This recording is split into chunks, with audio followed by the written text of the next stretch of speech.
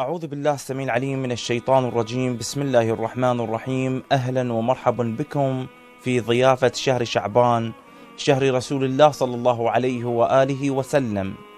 يستحب للمؤمن في هذه الليلة إن شاء الله، وهي ليلة الجمعة، أن يصلي صلاة ليلة 13 من شعبان، وهي صلاة عظيمة جدا وبسيطة في نفس الوقت، مروية على النبي الخاتم صلى الله عليه وآله وسلم.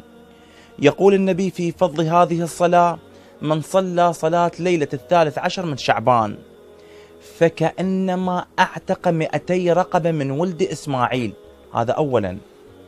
وثانيا، خرج من ذنوبه كيوم ولدته أمه.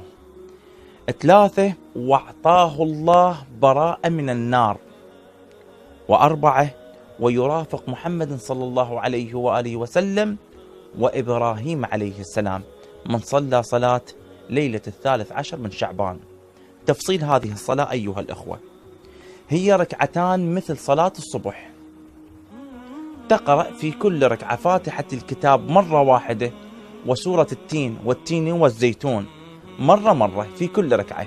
أكرر: تقرأ في كل ركعة فاتحة الكتاب مرة واحدة، وسورة التين والزيتون مرة واحدة. نيتها كيف؟ تقول: نويت أن أصلي صلاة ليلة 13 من شعبان. وقت هذه الصلاة أيها الأخوة والأخوات يكون بعد صلاة العشاء وينتهي ما قبل الفجر، وهي صلاة بسيطة جدا وفيها الثواب العظيم، فلا تقصروا من هذه الصلاة أيها الأخوة.